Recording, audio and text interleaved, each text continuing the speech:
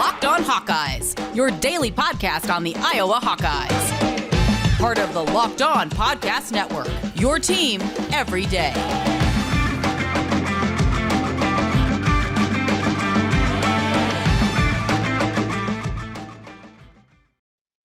Welcome back, Hawkeye Nation, to a Tuesday morning episode of the Locked On Hawkeyes podcast, your daily podcast covering your Iowa Hawkeyes on the Locked On Podcast Network.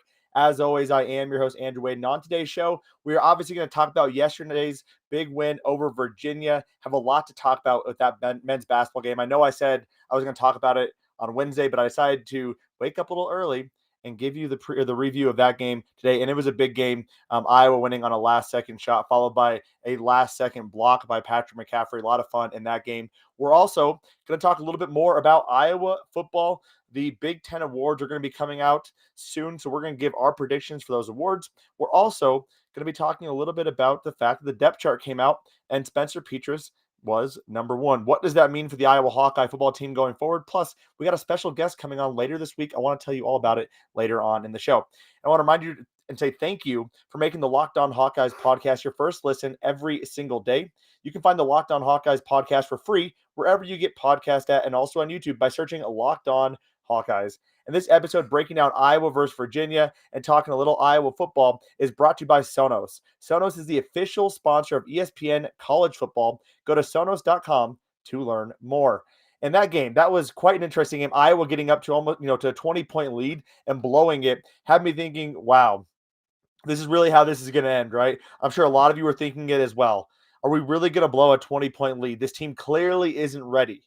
Well, all things aside, Iowa got it done. After building a 20-point lead, ultimately closing out the first half 44-30, Virginia came back, and they came back hard, even getting up late in the game. Iowa, though, did not falter, I guess you could say. And I think the big thing, a couple takeaways from this, first and foremost, this is why you have a Jordan Bohannon on your team. For those of you out here who criticize Jordan and don't like him being a part of the team or think it's ridiculous that he is on the court, this is why you have Jordan Bohannon on the court. And I want to preface that with, I have been critical of Jordan Bohannon in the past, but at the 2 spot, Jordan Bohannon is a huge value add for this Iowa basketball team. With a game-high 20 points in this game, he was knocking down clutch 3 after clutch 3, started off hot, and then was hitting threes when no one on the Iowa basketball team was getting any good shots off.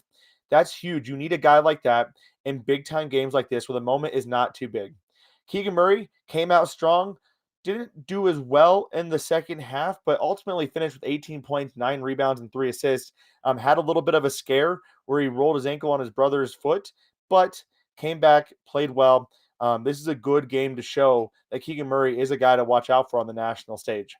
Now, before I get into any kind of real analysis, I want to quickly point out that Virginia, this is not the same Virginia team that we're used to. This is not a Virginia team that is going to be a number 1 seed.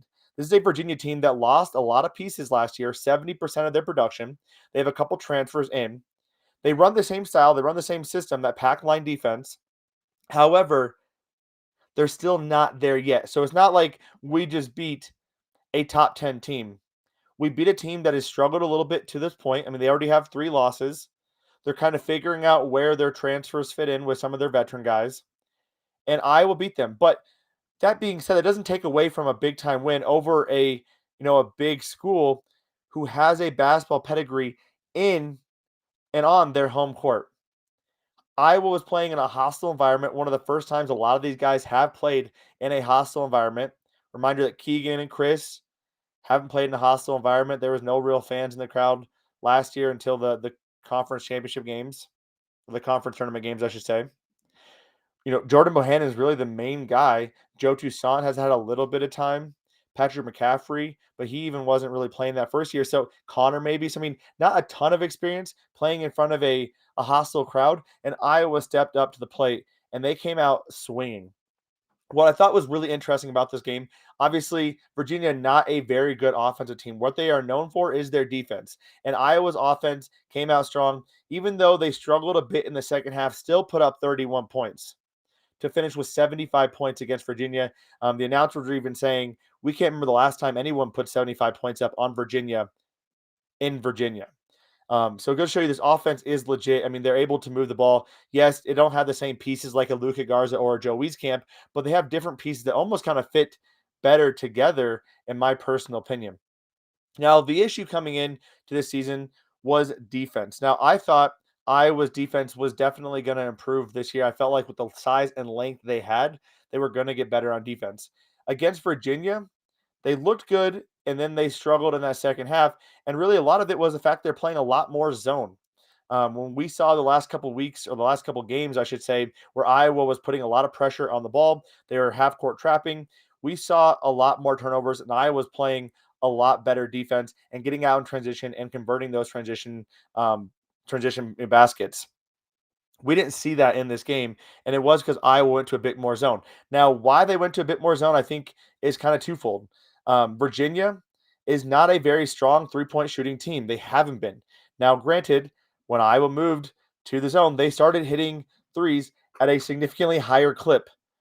Trey Murray, I believe, no one even knows who that guy is, and yet he was coming out firing, doing a very good job in this game. But I think the other piece is Iowa shortened up their bench. So whereas we've seen them play 20 minutes for their starters, we saw a lot more time for their starters in this game.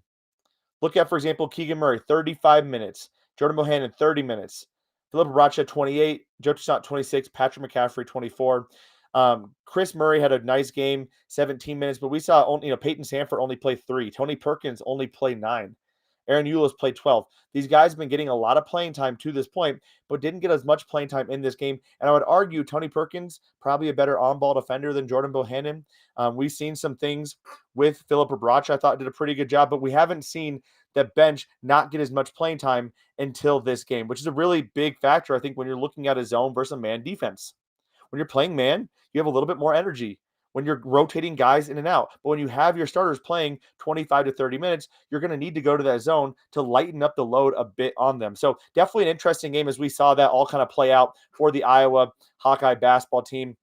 A couple other things I want to quickly call out in this game. Joe Toussaint, I thought, had a phenomenal last shot, creating his own shot, making that basket. Clearly, Iowa wanted to get it to Jordan Bohannon, but they couldn't. And the fact that Joe Toussaint was willing, able, and made that shot shows the kind of adversity that he can kind of battle through and get to. I mean, he's gone a long ways to get to this point to be kind of the guy making that last second shot. And that was a huge shot for Joe Toussaint. And then for Iowa to come back down the other side of the basketball court and Patrick McCaffery to get that block was absolutely huge.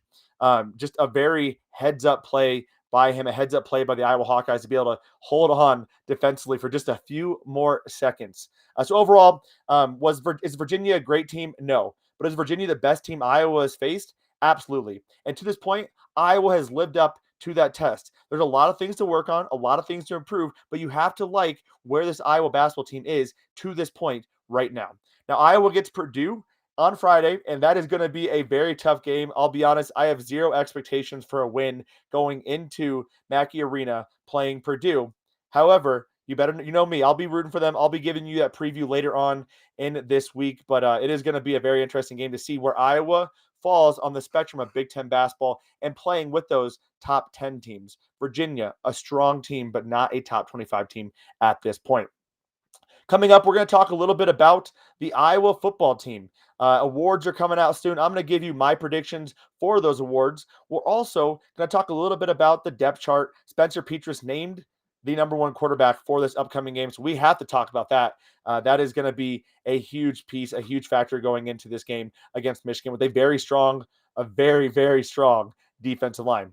Before we get to that, though, this is it. The putt to win the tournament. If you sink it, the championship is yours. But on your backswing, your hat falls over your eyes. Is this how you're running your business? Poor visibility because you're still relying on spreadsheets and outdated finance software? To see the full picture, you need to upgrade to NetSuite by Oracle. NetSuite is the #1 cloud financial system to power your growth with visibility and control of your financials, inventory, HR planning, budgeting, and more. NetSuite is everything you need to grow all in one place. With NetSuite, you can automate your processes and close your books in no time while staying well ahead of your competition. Over 27,000 businesses already use NetSuite, and right now through the end of the year, NetSuite is offering a one-of-a-kind financing program to those ready to upgrade at netsuite.com/LockedOnNCAA. Head over to netsuite.com/LockedOnNCAA for special end-of-year financing on the #1 financial system for growing businesses. That's netsuite.com/LockedOnNCAA. Now, for all of you college football fanatics and you college basketball fanatics out there, have you heard about PrizePicks? Because if you haven't, you're missing out. PrizePicks is daily fantasy made easy. I love this, and I know that you will too. PrizePicks is a leader in college sports daily fantasy. They offer more college football props than anyone in the world, and they offer all the star players of the Power 5, as well as mid-major players you might not have even heard of.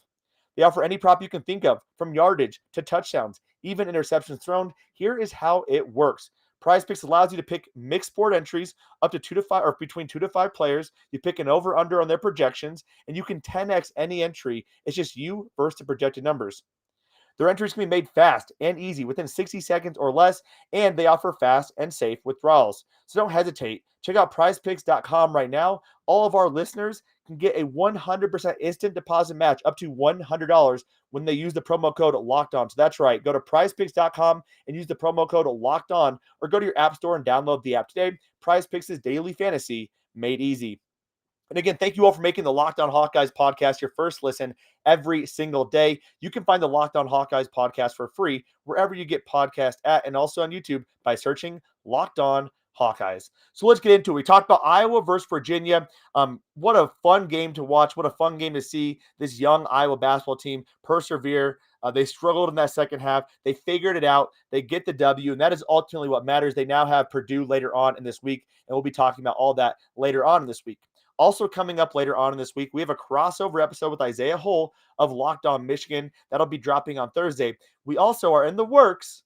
I don't want to promise anything yet, but a former NFL player, a former Denver Bronco football player, and a guy who went to Michigan, big Michigan fan, he might be joining the show later on this week to give us a preview of Iowa, Michigan, and what his thoughts are going into that game. Also give us a little insight into this Michigan football team from a former player's perspective. I know you all love the LaShawn Daniels conversation, so I figured it'd be good to get someone from the other side of the team or the other side of the field and talk to this former football player. So we're going to work on getting him in. More to come on that.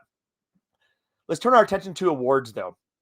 This is going to be a very interesting situation. There are several guys who could get first team all Big Ten honors, several guys up for player of the year honors as well. So we're going to walk through all that on the show today, as awards should be coming out. I believe this week they should be coming out. If not next week, I'll have to double check on that, but wanted to at least get ahead of that. And then again, following up, we're going to talk about the Iowa depth chart. So defensive back of the year. Cornerback has been a bit down in the Big Ten. When you look across the board, there's not a big-time cornerback out of Ohio State. You don't have some guys from Michigan who are going to go second or third round. That really leaves Riley Moss in a position to potentially take the defensive back of the year award. Now, the issue with this is that Riley Moss was out several games, but you could see the impact of Riley Moss being out. And even playing with a torn PCL, he has been playing lights-out football and has been a big-time contributor. Is what he did the first 6 games of the season and against Penn State, is that enough to get him this honor? I think it's going to be close. Regardless, I do believe Riley Moss will be first team all Big Ten in this season. I also think his running mate, Dayton Belton, could be first team all Big Ten. Now, Dayton Belton has had some up and down performances. For the most part, it's usually up. He is leading the conference in interceptions, and typically that is a good way to get you into that spot, especially if you have played at least above average football. Dayton Belton being kind of the do-it-all guy for the Iowa Hawkeyes. I could see him also getting first team all Big Ten honors. Let's get the easy one out of the way, though. Tyler Linderbaum is clearly going to be a first-team All-Big Ten center. I also think he should be the Remington Pace Offensive Lineman of the Year. If he's not, it's an atrocity. Last year, some people didn't even vote for him as the first-team All-Big Ten center last year, which I thought was absolutely ridiculous, but he should be able to take home the hardware this year. I also believe Jack Campbell will be a first-team All-Big Ten linebacker. Jim Harbaugh even talked about how good Jack Campbell has been this season. Jack Campbell is a rangy linebacker who is always involved in every play and has made some big-time plays like that interception touchdown return versus Illinois. Those are like the big time kind of plays that you look at when you're trying to look for a Big Ten, all Big Ten linebacker. Jack Campbell also second in tackles in the Big Ten. So I think, to me, you have to put him in there. The other guy I want to call out is Caleb Shoedock. Caleb Shoedock is going to be in an interesting position. We talked about this a little bit, but he didn't get the Lou Groza Award final, or didn't get into the Lou Groza finalist competition. He lost out to three guys, three of which I don't believe he is worse than. Three guys, two of them being in the Big Ten. So if Caleb Shoedock gets first team All Big Ten and Kicker of the Year, you really got to sit there and wonder, wow, how bad and how jaded is this Lou Groza Award committee? So let me break down the stats for you real quick. Caleb Shoedock, 22 of 25 kicking field goals, 88%. 8 of 8 from 40, from 49, 4 of 6 from 50 plus, and has a long of 51. Two of those three missed field goals, you could also argue, are not his fault either. A 56-yarder versus Illinois, and a really bad snap against Iowa State. Now, my stats are a little bit behind, so I apologize here. I just realized I didn't actually take into account this upcoming week, or this past week, for Michigan and Ohio State. But at this time, when I put these stats together, which was actually on Saturday morning, Noah Ruggles, 16 of 17, 94%, a long of 46, only 4 of 4 from 40 to 49. Hasn't kicked really that many difficult field goals for Ohio State. And Jake Moody, 22 of 24 for 92%, 3 of 5 from 40 to 49, 1 of 1 from 50 plus, a long of 52. So Caleb Shoedock has just a slightly lower accuracy rate, but 2 field goal attempts that you could argue really weren't his fault, plus been very consistent from 40 to 49, has actually kicked just as many field goals, has made more field goals than both those guys, Jake Moody and Noah, combined, and also made significantly more field goals from 50 plus than both those guys combined. A difficult thing to do. So I think Caleb Shoedock should be first team. I think Charlie Jones, without a doubt, will be first team and should be return man of the year. The only concern I have here is Jaden Reed, who has 2 punt return touchdowns. But I think you got to give the nod to Charlie Jones. When you look at him on the field, he's a game changer. There's a reason why Iowa's offense can be pretty poor, and yet they're getting very good field position game in and game out. It is because of Charlie Jones. Look at what he did against Illinois. Game changer. Absolutely flipped the script for Illinois, got Iowa back into that game. Going over to the second team, I think Sam Laporta will probably be second or third team. Austin Allen has put together a really impressive run at tight end for Nebraska, so I think that's probably going to be the first team All Big Ten tight end. I think Sam Laporta should be second team, though. And I think Jack Kerner is also going to fall into that second team spot as well. Moving over to the third team, I think it could honestly be a mix of a couple different defensive ends. Zach Van Valkenburg, Joe Evans, who's 7th in sacks, and also Lucas Van Ness, who's 7th in sacks in the Big Ten. The reason why I say a mix is the Big Ten has some very strong defensive end play. You look at Aiden Hutchinson, you look at George Karlaftis. Those are just the first 2 guys that come to my mind, and there's a lot of other talented players. You look at Minnesota, who has several good defensive linemen. Illinois has a couple good, very, very good defensive linemen. This defensive line group in the Big Ten is stacked. So I think we might get one of Lucas Van Ness, Joe Evans, Zach Van Valkenburg. It really depends on how much they're valuing stats versus how much they're valuing the intangible things. Like Zach Van Valkenburg is oftentimes going to be double teamed over some of these other guys. He's taking out multiple blockers and is doing things that doesn't show up on the stat sheet. I also think Tory Taylor, this is going to be a controversial take. I think Tory Taylor is going to be a third team All Big Ten punter. Now, I think Tory Taylor should be first team, but when you look at the other punters in the Big Ten, you have to realize there's some really good punting in the Big Ten. Just look at the numbers. Now, not everything goes down to numbers, but I think when you're voting on some of these things, they are going to rely on those numbers. Tory Taylor, 6th in punting average in the Big Ten, 6th in net punting average in the Big Ten. There's some really good Australian punters in the Big Ten. I think Tory Taylor, especially later on the season, has had some kind of struggling punts, although I think he's been fantastic. I just don't see him getting better than third team All Big Ten. I would love to be shocked there, though, in my personal opinion, but I just don't think it's going to happen.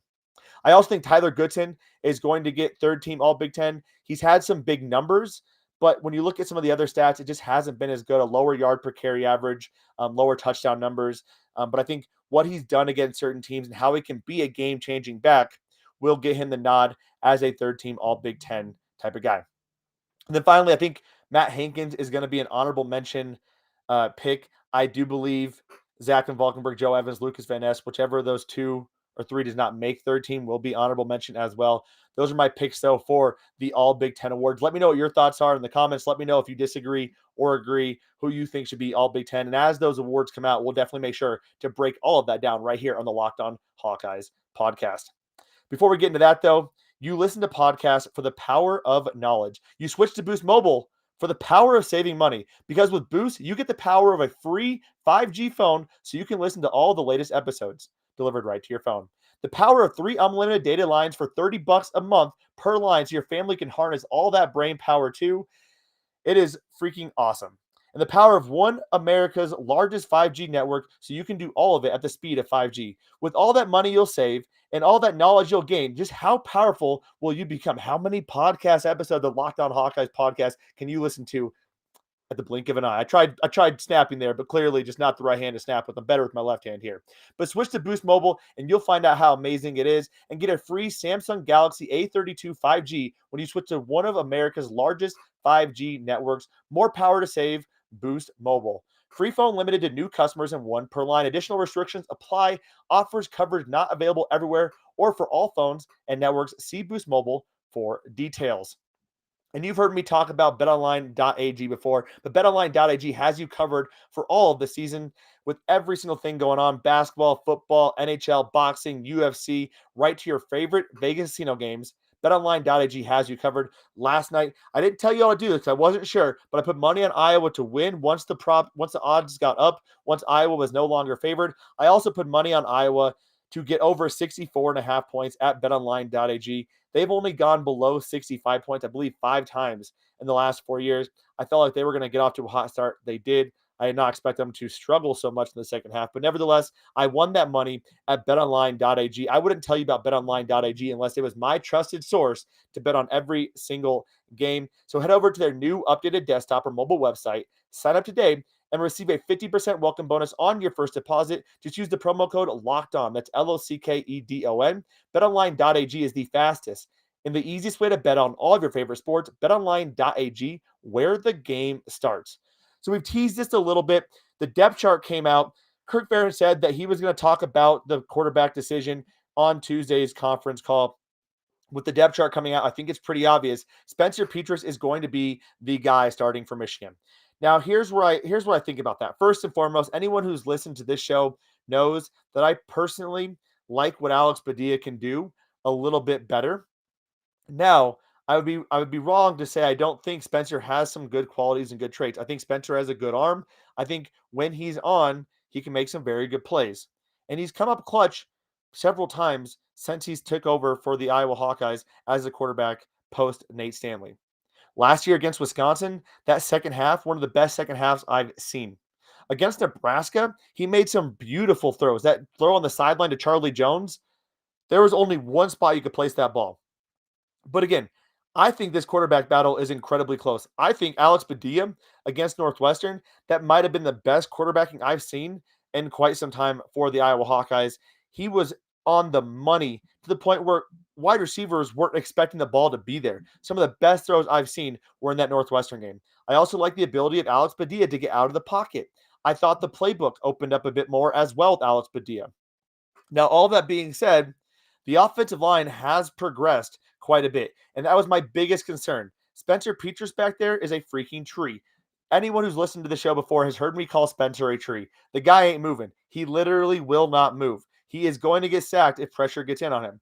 My biggest concern was the fact that this offensive line could not block for him.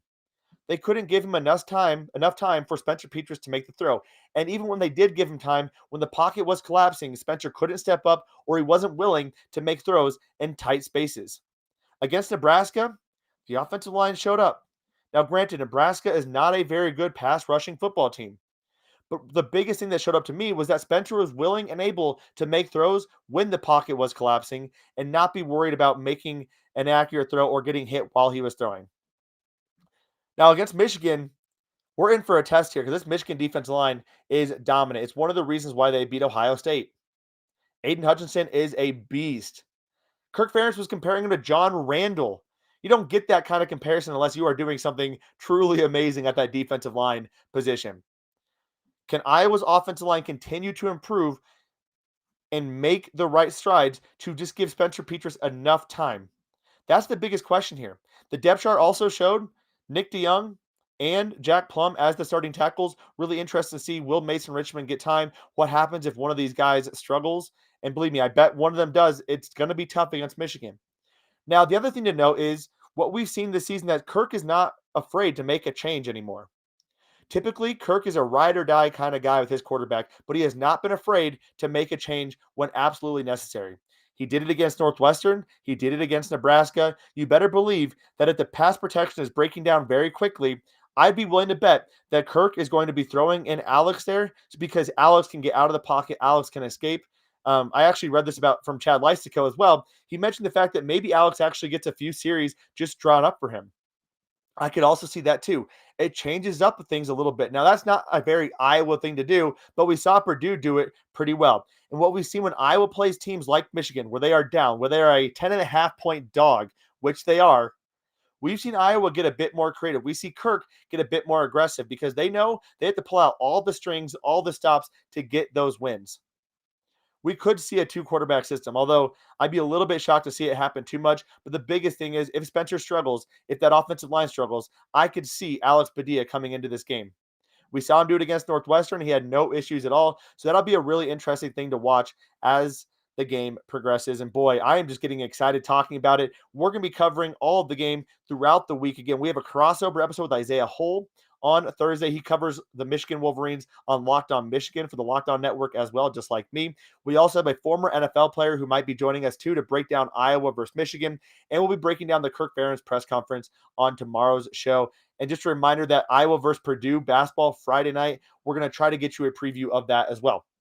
If you do want to bet on more games because Iowa's not playing until Friday, you definitely have to check out the Locked On Bets podcast hosted by your boy Q and handicapping expert Lee Sterling of Paramount Sports. He does a fantastic job of giving you the lines that you need to be betting on because that is where you're going to make some money and put a little bit of money in your pocket. So check out the Locked On Bets podcast every Monday through Friday. And thank you all for tuning in to this Locked On Hawkeyes episode this Tuesday. Have a phenomenal Tuesday. And as always, Hawkeye Nation, let's go Hawks.